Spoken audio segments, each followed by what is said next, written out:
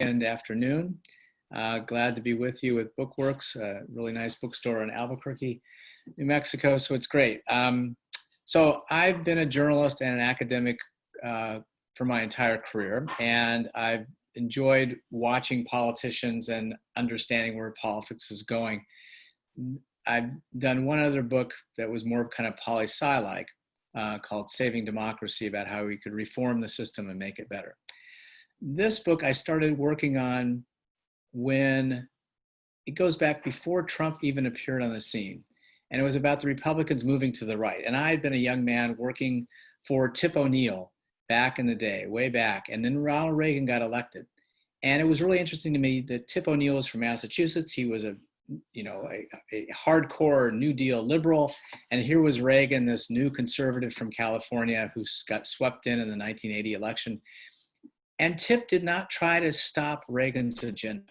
It's like, you won fair and square. I'm going to work with you. There's certain things I disagree with, but I'm not going to put up a slam dunk, try to railroad you and stop you all the way. And that was so different. That was a traditional politics. If one side wins, the other side says we're going to get back in power. It's just the way the things go. When Obama won his second time in 2012, I was struck by the Republicans saying they were just going to stonewall Obama like they had been doing for 2 years already, but they were going to continue because, well, they thought they should. But Obama had won the election not by a squeaker, not by a narrow margin. He won again by a substantial amount. And he's the only person in the country elected by the whole country. So he not only won the popular vote by a dramatic number, it wasn't quite a landslide of Lyndon Johnson or FDR standards, but by a big number. And he won the Electoral College soundly. He had beaten Mitt Romney and John McCain soundly twice. And now the Republicans, because of the Tea Party movement, they wanted to block everything. They said, we cannot cooperate with the Democrats. And I was just trying to figure that out. Why does the Republican Party keep moving further and further to the right? And then lo and behold, along comes Donald Trump, and the other main contestant for the Republican nomination was Ted Cruz, who was also a far-right person. I mean, Trump's to himself. He's kind of this revolutionary figure who's going to throw out all the norms and attack the institutions.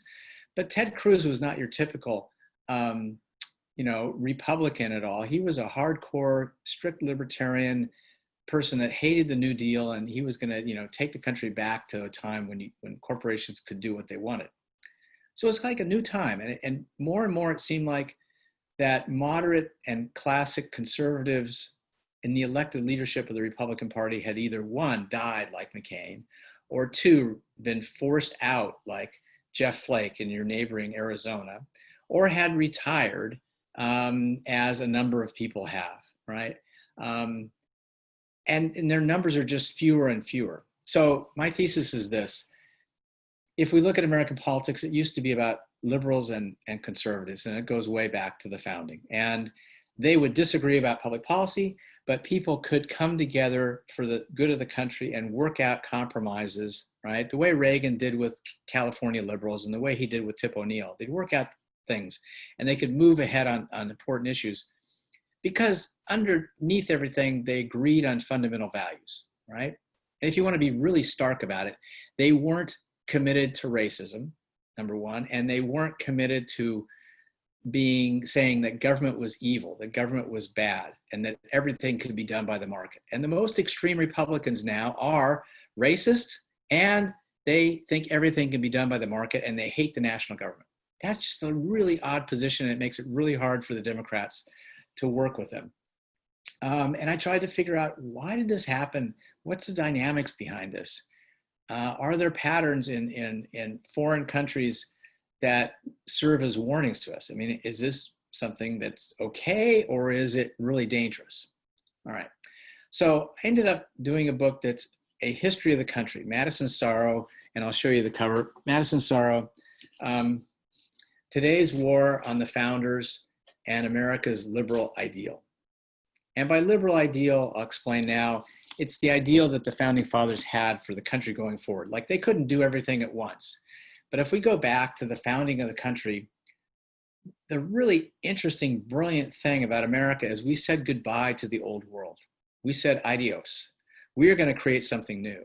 And there was this English philosopher named John Locke. And most of us have heard the name John Locke once in a while. If you go to law school, you know about the Second Treatise. If you're a real political science nerd, you've read the Second Treatise. It turns out, being a professor, I ended up reading more than I wanted to of Locke, and he turned out to be quite good. It turned out his book on philosophy, called An Essay Concerning Human Understanding, was a bestseller for 2 centuries. And in that book, which starts out very simple, and then it gets more complex, but it's very readable, right? And it's common sense. It makes sense to us. It's not a radical philosophy that doesn't jive with how we see things as regular lay people. He talked about how we understand the world.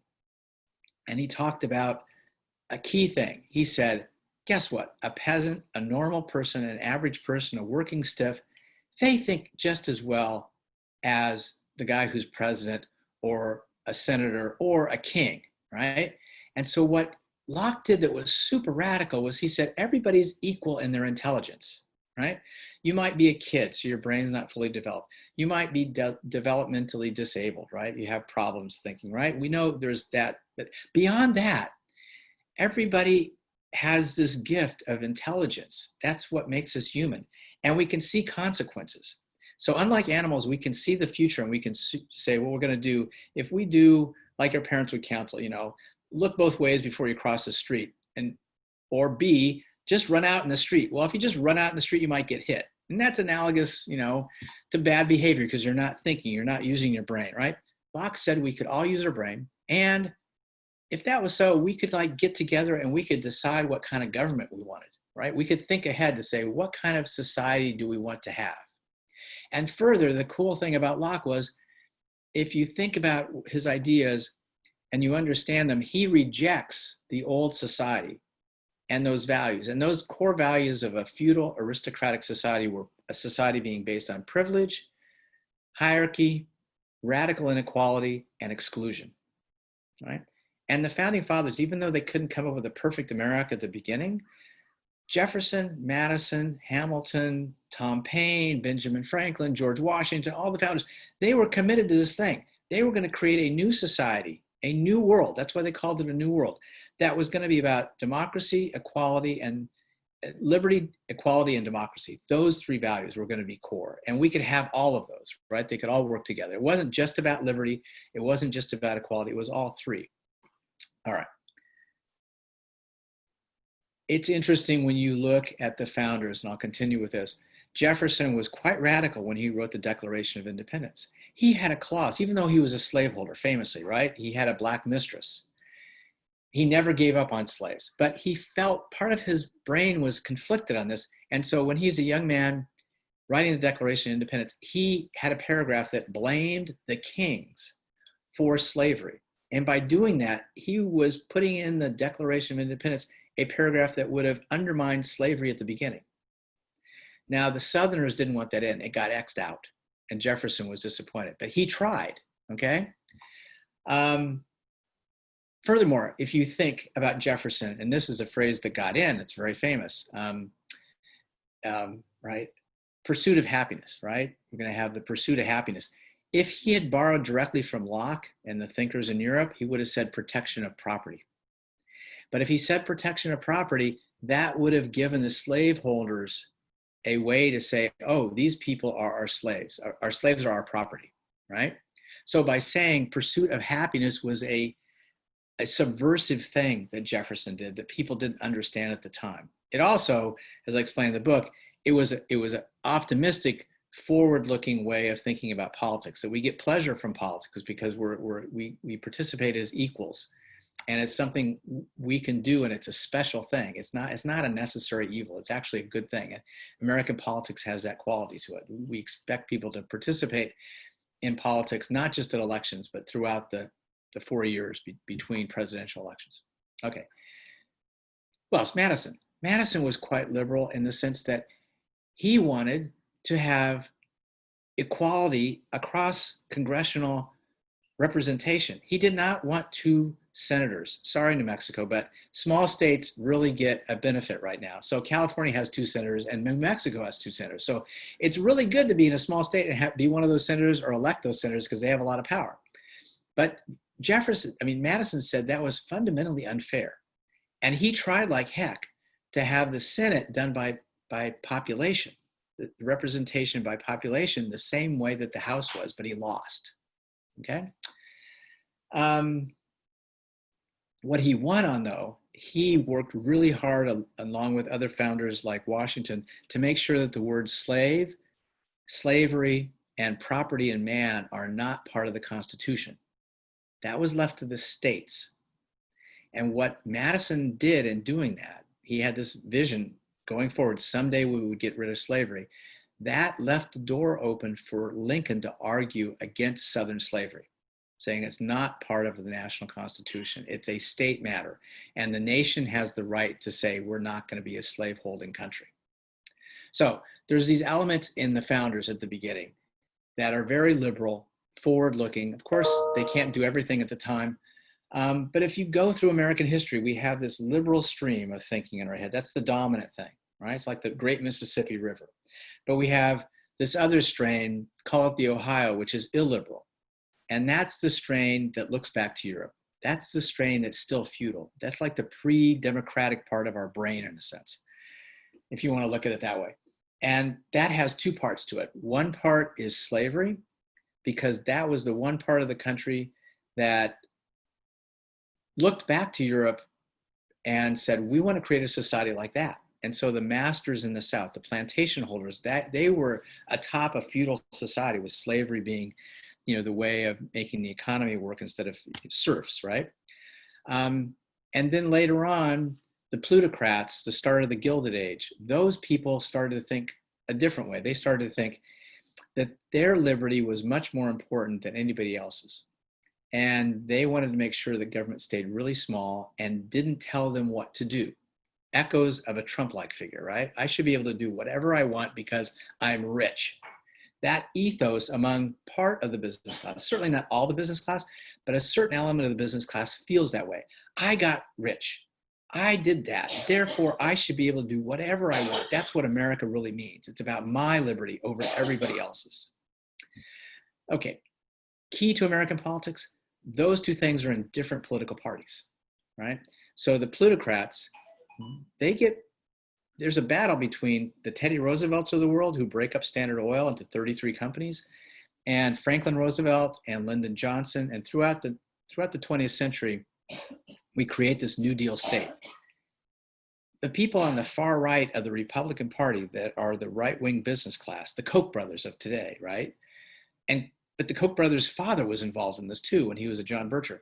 They want to get rid of the New Deal state, and they've been dedicated to it for generations, for decades and decades and decades. And now they have power. Why do they have power? Because the slaveholding ideology of the Old South was in the Democratic Party. We forget this because it's so long ago that it changed.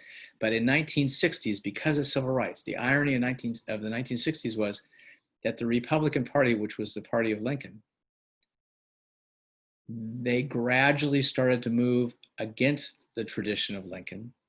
And it was the Democrats who did the right thing on Black Americans giving civil rights, right? Doing the Civil Rights Act and doing what Martin Luther King and John Lewis urged the country to do, make the country really about equality.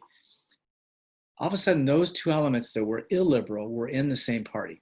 And slowly over time, they've taken over the party and pushed out, when I started my talk, back to the moderates. The moderates got pushed out, so that John McCain at the end is anathema to some people in his party. This guy who's a war hero, was a solid traditional conservative. And when you get to the Newt Gingrich era, what's strange about all this is we end up in a reactionary revolution. This is the thesis at the end of the book. My argument at the end of the book is we're in a reactionary revolution. You have to admit, the day before President Trump was reported to have COVID, there was a remarkable story that led the New York Times, the paper of record for the entire country. The lead story in the New York Times by their lead foreign policy expert was talking about Trump was the first president ever since 1788 to call in question a presidential election and basically out loud tell the country, I will not accept the results of an election, a free and fair elections, and I will use the courts, I will use people in the streets, I will use Congress, any way around that to make sure that I'm elected even if the result goes against me, because I will not accept the result and my followers will not accept the result. That is truly radical. It's truly anti-democratic.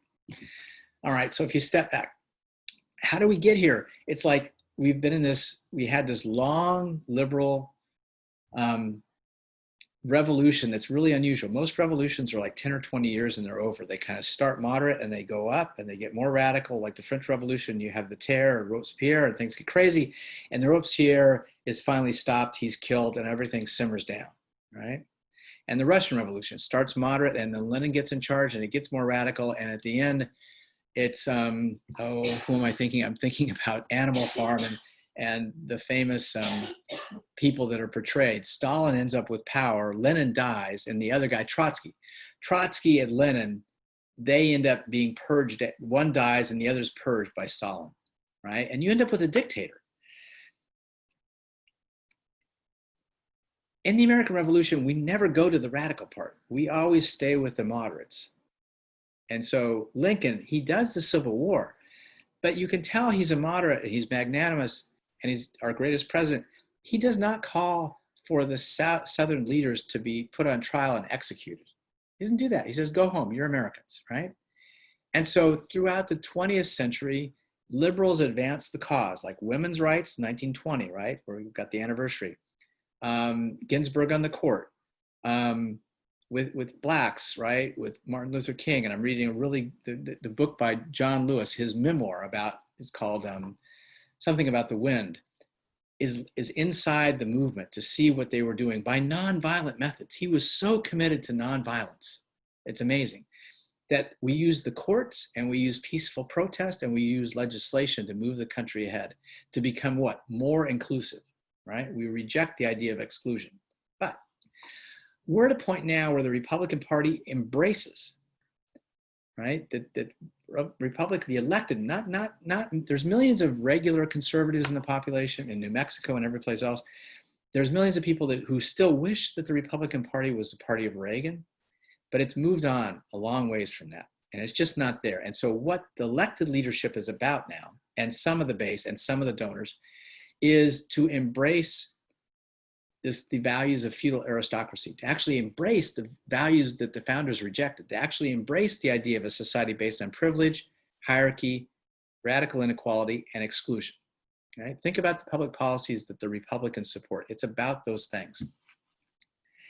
And the revolution's got more radical with Trump finally getting in, who's emblematic. He's like both sides of this. And he's weird because it's clearly now, you can say it out front, he's a racist. It's just clear, all the things he's been saying. It's hard to say he's not. He's done so much that's clearly racist. When he's asked, will you decline to or reject support from white supremacists? Will you call them out? He won't do it. In fact, he tells them to stand by, which is, when he tells these Proud Boys to stand by, that has echoes of Mussolini with what he called the black shirts. He had these thugs in the streets in the 1920s to help him get power.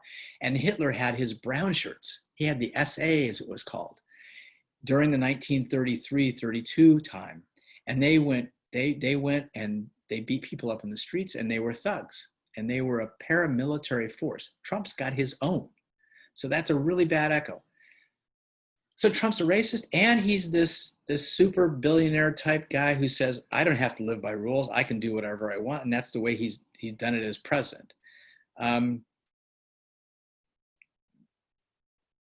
So we're at a point where we've got Trump in the White House. He's pushed this thing so far that he's saying elections don't count. And I want to be I'm basically an elected authoritarian, and I intend to keep power. And we'll see what happens over the next 4 months. I mean, the election is not really going to be over on November 3rd. We're going to have to see where the votes are counted. We're going to have to see if Biden wins by quite a bit. If it's close, then it's going to be contested and it's going to get messy and it's going to get wild. The Atlantic had a story a couple weeks ago about how the Republicans could really gum up the election and try to have state legislatures pick the electors that weren't elected, right? And then send it to the House of Representatives, which is weird because the House is supposed to be by population, but in this case, the Electoral College, they're going to do it by state. So New Mexico is going to get 1 vote, Arizona is going to get 1 vote, California is going to get 1 vote. And by that kind of counting, the House the Republicans would have an advantage. And finally, he's trying to put somebody on the Supreme Court. And he's basically out loud saying, I want this person to enforce the election in my direction, right? And so we all expect the 3 people that he's put on the court to do that. And so it's this really dangerous moment. And I'll conclude with this. If you look at the fate of democracy, it turns out the one key thing is a really interesting historical nugget.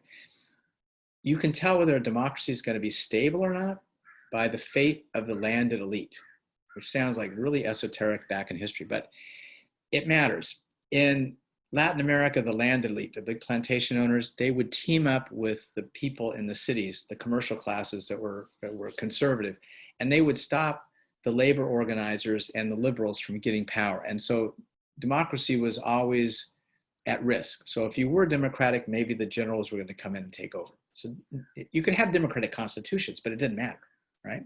It just wasn't stable. In England, the gentry and the commercial class married in, and finally the landed elite were accepting. So you get people like Churchill, who are very accepting of democracy and fight back against Hitler. In France, the landed elite, what happened there? They were eliminated by the revolution. So England and France arrived at the same place. They're very democratic countries. They're solidly democratic, but they came their different ways. Key case, though, is Germany. In Germany, this landed class called the Junkers in Eastern Prussia, they never lost power. They had terrific power. They hated the Weimar Republic, and they were one of the key groups that backed Hitler.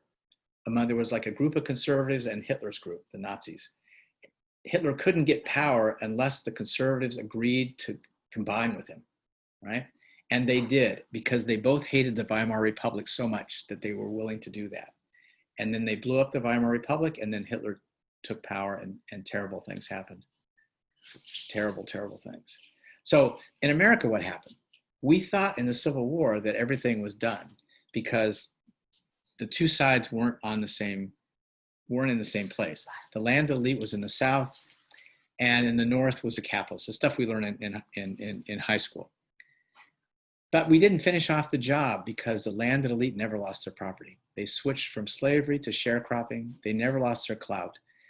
And so the same elite families who were deeply illiberal, not just racist, but authoritarian, they held power from 1865 to 1965.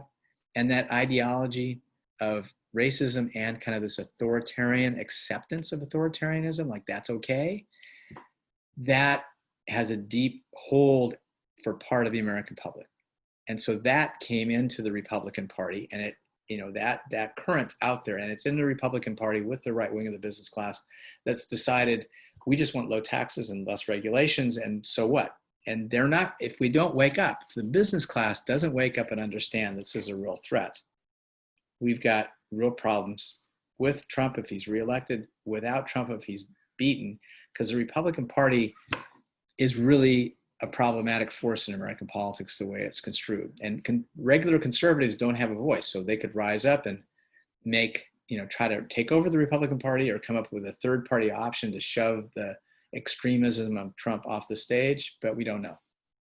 We don't know. So I'll stop there. All righty, fascinating. Does anyone in the audience have any questions? If you do, feel free to type it into the chat, or I can also call on you if you'd like to speak with Kevin directly. I thought it was interesting last week hearing the Republicans talk about a fair and free election. Over and over again, all the different talking heads kept referring to that exact phrase and phrasing. Could you talk more about maybe what they're hearkening back to and why they keep using that very specific jargon to kind of set this up? Well, I think the Republicans are unnerved by what Trump's done, and they have these Senate seats they're trying to hold on to. So they're trying to tell the nation at large, on the one hand, we support free and fair elections. On the other hand, by saying free and fair elections and not criticizing Trump directly, they're also embracing his definition of free and fair elections, where he says there's all this voter fraud, right?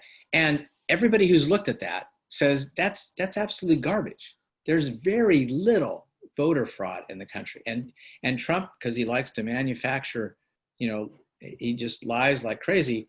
He likes to manufacture these ideas and get them out there. And so, because he's president, it's out there. So he's got a lot of his supporters thinking there's incredible campaign fraud.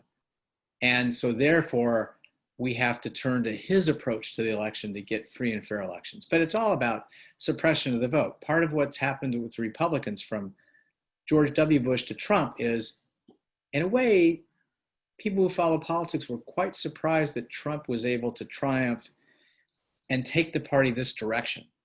The professionals around George W. Bush understood that the Latino vote was growing and that we had to come up with some kind of border solution. And they, Marco Rubio and others were trying hard with George W. Bush to come up with a compromise agreement that the Democrats could agree with, and it was there. And then Boehner decided not to push hard on it. And the guy that lost in, is it Iowa? The right-wing, very anti-immigration guy that lost, King, right? It's been called out for being quite racist. And Ted Cruz did a big demonstration, right, and got all these people to come. And Boehner had this choice, and he said, "Well, I'm not gonna push for the right thing." Right? And it's in the I think is it Tim Draper? There's a recent book about the Republicans, like the last 8 years, where that's documented. So Trump has pushed for this narrow vision of the Republican Party, which basically becomes wider and wider and older. And it's not a majority of the country. It's not 55% of the country. It's not 60% of the country. It's a slice getting smaller. And so the people looking ahead are saying, this is not sustainable, right? But so to make it work right now, you can use voter suppression. So what happened to Stacey Abrams in Georgia, and what happened in the Florida governor's race, where it was super, super close? But the Republicans control the voting apparatus, and they're the secretaries of state, and they purge the rolls. Republicans, wherever they control things, are doing that, right? And I just don't think they understand. It's beyond right now, a competition. It seems like we're just doing politics so we can control redistricting and win the state. They're failing to see this bigger picture, that there's this really large danger out there, that we were never in a situation as a country where we were in danger of authoritarianism. And now we are. Like, all of a sudden, this thing opened up. And it opened up because these two threads came within one political party and took it over. But you only have two political parties. If you're in Europe, you could have an extremist party that would be Trumpist, but you'd have three other parties. And so Trump would have to make an alliance with one of the other parties to become part of the government. But here, it's just a two-party system. It's because of how we do votes.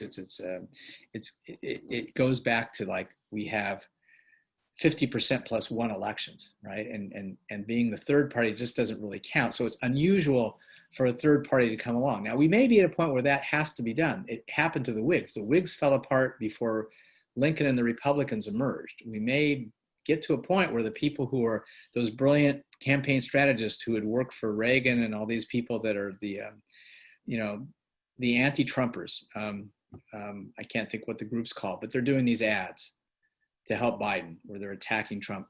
The Lincoln Project, I think it's called. And those people, and commentators like Max Boot and Jennifer Rubin, there's these intellectuals who've understood all along. If some business people start to understand this is really bad, Biden's not going to do crazy things in the economy. Yeah, we may have to do something pretty radical about global warming. We may have to switch the economy, but business always adjusts, right? Businesses will be able to make money if the Green New Deal of some type comes through and we start doing things where we have to invest rapidly to switch the economy over. Businesses will adjust. Business can adjust to whatever the rules are. We just have to set the rules. So, it's interesting about the free and fair elections. It's something that echoes in the book. I talk about how illiberals will use the vocabulary of rights, right? I have the right to do this when they're defending their own particular, very narrow sense of rights. So the people against equality, the people against, ending segregation would talk about the rights of my children to go to a school, and I should decide what I want to do because I'm the parent. To talk about free and fair elections is also stealing the rhetoric of the liberal side to sound liberal, but it's for an illiberal reactionary purpose. Mm-hmm. Yeah, that's what really struck me. It felt like a kind of a co-optation of language to achieve something totally opposite. Yes, you're exactly right. I agree totally with you. Yeah, yeah. That terminology, because it's just been repeated over and over again, like they're already setting it up that the election will not be free and fair. Speaking of the Republican Party post-Trump, Kevin Glasgow, who's with us today, wants to know what you think that might look like. Who will take the reins after Trump, and what will that party look like if it still exists? Post-party Trump. I mean, if Trump loses, maybe he goes off and does a TV station. He's not going to disappear, so he's going to be loud, and some of his supporters will be loud, right? But here's the hope. I mean, politicians want to be in office. They don't want to be on the sidelines. They don't want to have to go do something else. They want to win, right? So and they'll listen to elections. If McConnell and Lindsey Graham lose, say, or if all their colleagues lose, and all of a sudden they've been diminished radically. And today Biden was up 53-39 in the latest national poll. If this is a landslide election, and it could be, there was a really good piece that I'd suggest looking at, Kevin. In the New York Times yesterday, it was the left-hand column, and it was like talking about COVID had been hanging over the election the whole year. And of course, it was still hanging over the election. And the author was really smart. He said, there's only been one place where it's become like the election issue. In South Korea, the president won a landslide because he was on the right side of the issue, that he did the right things. And South Korea has come through things much better than a lot of countries.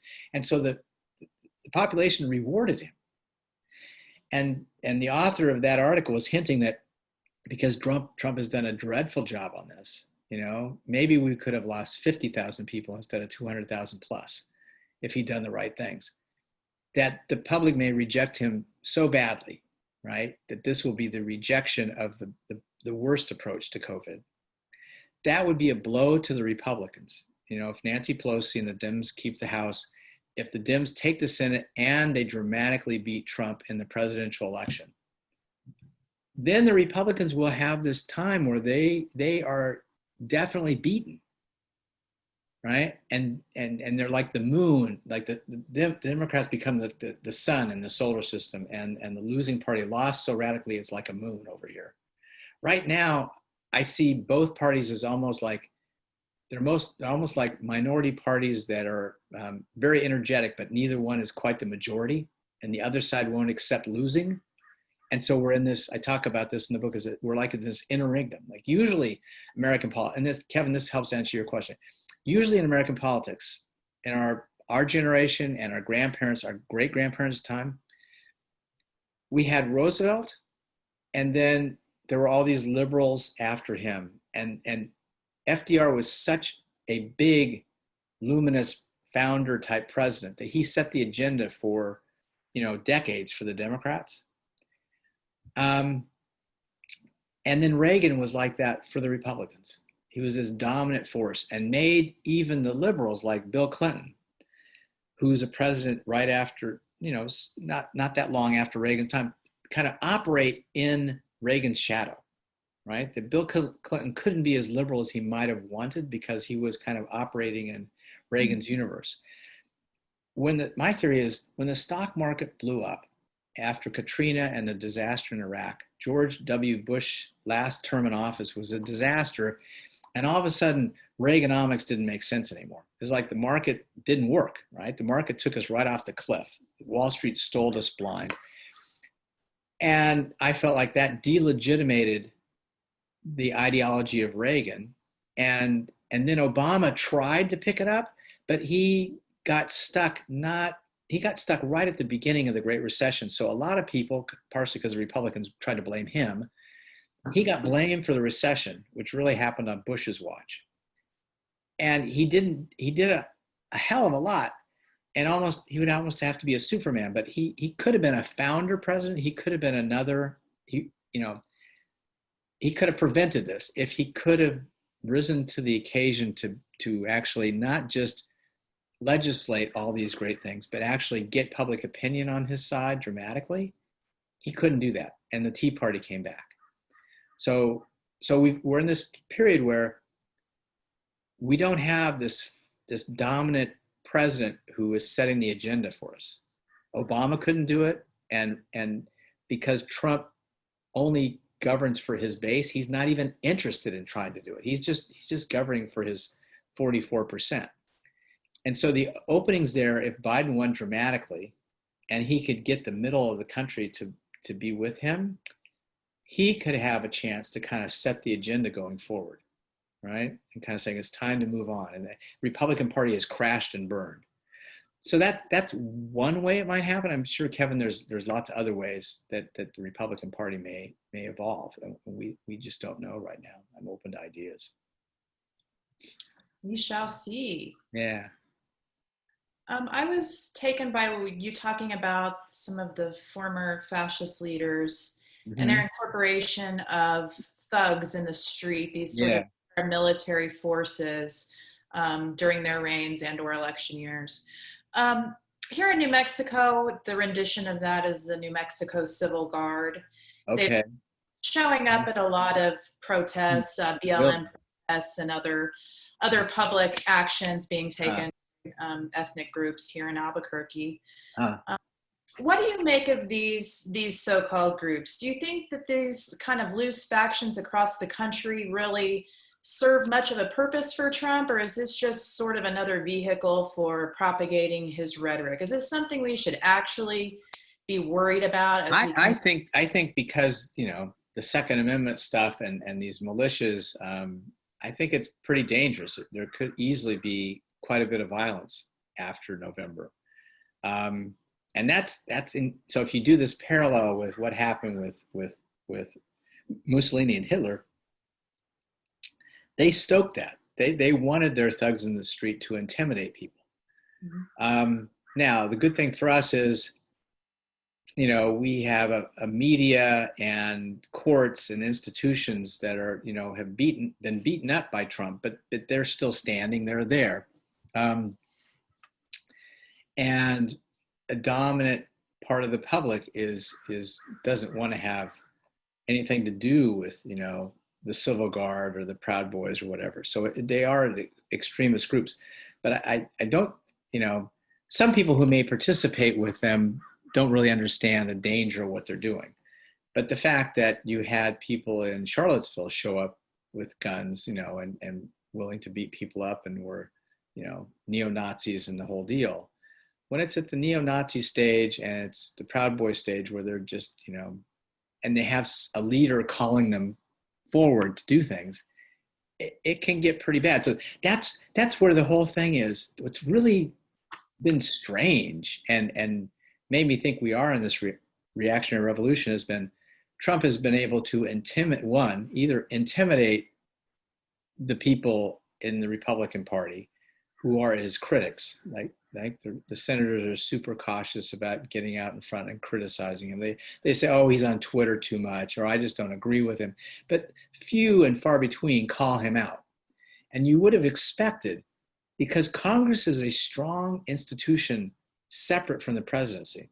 Our constitutional government is quite distinct. Most countries have a parliamentary structure where the president emerges, the prime minister emerges out of the parties. There's a direct connection between him and the Congress, right? Or what we call the Congress. In our setup, Congress is quite distinct and usually very jealous of its power. And so but our parties, especially the Republican side with McConnell and others, the Republican Party has become more of a parliamentary party where people are taught to toe the line. And so they're intimidated by the donors. Even the media is intimidated, right? People on talk shows that were critical, like Hugh Hewitt, he was critical somewhat of Trump, and now he's all with Trump. And that book that I mentioned earlier, what is it called? I think it's American Carnage. It's by one of the really good political reporters for Political Magazine. I think Tim Alberta's the name. He's got it documented in there that Hewitt was pressured from his network to get in line, right? To not be so openly sometimes doubting, right? To get on message, right? So the fact that the Republicans are so willing to back, a guy who's clearly the most erratic American president ever, to put that mildly, but then you've got all kinds of adjectives to talk about him, right? To have somebody who politicians always spin, but to lie the way he does, the way he just, totally trashed the idea of a presidential debate. I'm not going to let you debate me, right? Saturday Night Live had a skit about it last night. It was like, how do you skit what was already incredibly crazy, but they did a skit. The Republicans have never stood up, right? And so it's a few talk hosts have decided, right, to go the other direction. And some of them appear on MSNBC, but it's so tribal that the Republicans have all gone with this. And so that psychology is really dangerous. It's just that people want to, the other side is just as bad. There's I just talked to a family member, a cousin, and he was talking about how he basically bought the thing that there's violence in the cities. There's all this violence from Antifa, right? And what about that? And if Kamala Harris would in, she'd be so radical, right? So you have this kind of Fox News echo chamber, and it's just not healthy. It's just not healthy. So I do think the militias are dangerous. When Hitler came to power, I know more about this one. There's a really good book, you may have it in your store, called Hitler's First 100 Days. It's quite good. I'm using it in one of my classes. And that's so interesting because it wasn't like Germany just decided to go for Hitler. They were deeply divided. They were split like we are. They were deeply polarized in early 1933. And then they had to make a decision at the top. Like Hitler never got majority. He never got 50%. You would think that he got 50% plus one. He only got in the mid 30s. And they tried like hell. I mean, their supporters were super passionate, right? But they couldn't get the rest of the population. And the rest of the population was kind of like, some people were communists and some people were social democrats, which would be like liberal Democrats here. And there was a lot of people that did not like him a bit. And then he got power because the conservatives and the Junkers hated the Weimar Republic so much they make him chancellor. And then he got these emergency police powers. And then they had the famous, the Reichstag Fire. And they blamed it on somebody, which was a trumped up charge. And they said emergency powers across the way. And they went state by state and they intimidated with these brown shirts and the police forces. And they would take mayors out and humiliate them. It was like a show. It was like a circus. And Hitler would break in. Here's the thing that was different. They controlled the media. So they could break into radio programs, normal programs for families, and that was the big medium, right? There wasn't the internet and there wasn't TV. They could break into radio shows and they could interrupt and say, here's something that Hitler's talking. And so people got used to hearing Hitler's voice. And the other side wasn't on, right? So he, even after they get control in January 1933, there's another election and they still don't get to 50%. But by now they have the power of the state. And between Goebbels, who's the PR genius, and who is it? The head of the SS, the police guy. I can't think the name. One of the other really nasty, super terrible Nazis, who's in charge of the thugs and the police force. They use both elements. And then the country's just still depressed because of World War I. They want something different, and they've been clashed for so long that in the end, people are like, well, okay, we didn't really want this, but thank God that old period was over. And they don't know what they're going into, right? But the old periods felt so bad. this clash between the 50% and 50%, that they kind of just, and the people that were good people were being locked away and sent to concentration camps. So the leadership of the press was arrested, the leadership of the town councils and the state legislatures, everybody was arrested. And critics soon found out that if they spoke out, they were going to be sent to prison. So it was kind of it's a gradualist thing, but we have a lot of institutions that go in different directions than that. So you would think that we'd have more security, but will the Supreme Court stand up against Trump? With John Roberts? I mean, that's when I look at the court. I look at us as a population. There's liberals, conservatives. When you look at the court, there's liberals like Ginsburg and the four. Then there used to be John Roberts and Kennedy. Kennedy retires. Seems like he was helped out, and he was kind of suggested maybe he retire. And then the others, Alito and Thomas. Thomas is a special case, but the others on the right, the four justices on the right, including the new ones, they're like the Scalia tradition. And Scalia is far to the right. And even though he and Ginsburg got along, they're reactionaries. They have a view of the Constitution that doesn't accept the New Deal. This originalist look that's going to get talked about a lot if the new justice gets on the court, where they have an originalist interpretation about the Constitution. It's really ahistoric. It's really an odd way to read the Constitution. It's all about power. If with all the appointments that Trump has made to the court, we'll see where that goes. I mean, country's not in good shape right now. Sorry to say. Not agree. As Kevin notes, there's a book called Hitler's Willing Executioners, and this one takes on him. The one I was talking about was Hitler's First 100 Days. Oh, okay. I looked that one up. I didn't see it on our website, but I'm sure it's out there. It's a new one. It's out from Basic. Hitler's First 100 Days. That's the one. That's what I'm talking about. All right. Yeah. Well, the thesis, it's a very intriguing one, that we are in a reactionary revolution. I think there's a lot to that. We wish you luck with your book, Madison's Sorrows. Thank you for joining us. I want to take a moment just to remind all of you, I'm sure that you are probably all ready to do this, but please do exercise your right to vote this election cycle. Something we're trying to just really keep hammering home to folks. Let's get out there. Let's all vote. Mm-hmm. We want to keep learning about our history and trying to make it a better one. So thank you, Kevin O'Leary, for your work. Thank you. Thanks for having me. I appreciate it. This period that we're in, and we wish you good luck with that. Now, folks, if you'd like to unmute yourselves, we can send Kevin away with some applause. Thank you. Thank you. Thank you for being here. Amanda. I appreciate it. If you'd like to pick up a copy of the book, you can do that at Bookworks website. It's bkwrks.com. Have a great rest of your Sunday, everyone. All right. Bye-bye. Thanks, Amanda. Take care. Thanks. You too.